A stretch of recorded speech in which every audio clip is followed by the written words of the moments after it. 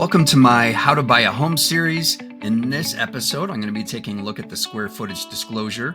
This is a document that you will receive either to review and sign as part of an offer that you're going to submit to the seller, or you're already under contract and you'll receive this form, and it's just a form that you'll review and sign to acknowledge that you've received it. I'll talk about where the square footage measurement comes from, who's responsible for it, and I'll also highlight some pertinent details related to this form and what it doesn't cover. We'll begin at the top in this boxed area here where it states the printed portions of this form, except differentiated editions, have been approved by the Colorado Real Estate Commission.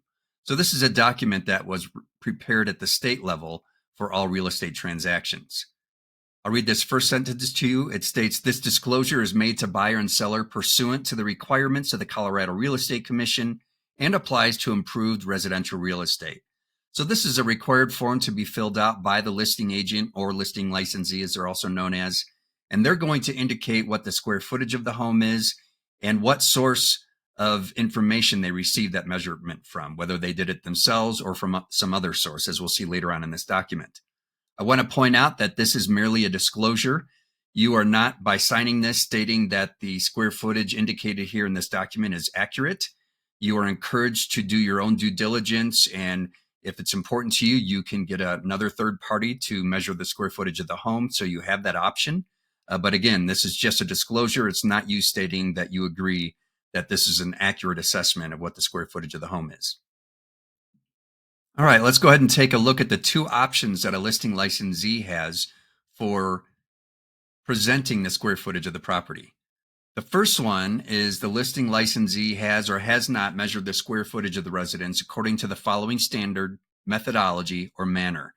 And so they'll check one of these appropriate boxes if they've done an exterior measurement, FHA standard, ANSI, a local standard, or some other standard. They'll indicate what source they use, as well as the date that it was measured and the resultant square footage. Oftentimes, you'll see listing licensees do this as a standard of practice, or they will do it based on a discrepancy between what the MLS says in a prior listing for the same property or what the public records say what the square footage is of a property. I've had that happen with listings of mine where the square footage was way off on the public record. And so I needed to get in there and do a measurement myself to make sure we had a more accurate measurement of the square footage. The second option for a listing licensee to use as a source of square footage is another source of measurement. So it's not a measurement that they took, but they got it from another source. As you can see here, it states listing licensee is or is not providing information on square footage of the residence from another source or sources as indicated below. Could be a prior appraisal, could be building plans, or the assessor's office or other, perhaps the MLS, for instance. They'll put the date that they acquired that information and what the other source stated the square footage of the home was.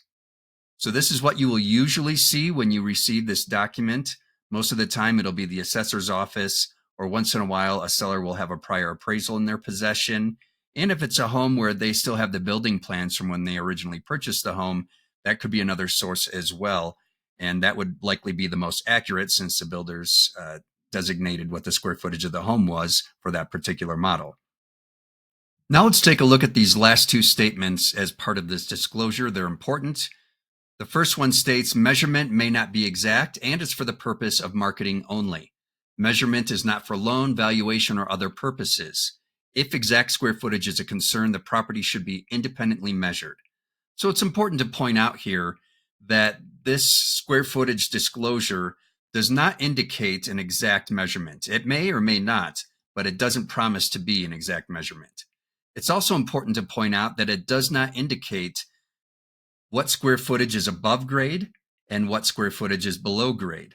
That's important as part of the evaluation of the property, and this document does not tell you that. That's something that you'd get in an appraisal report.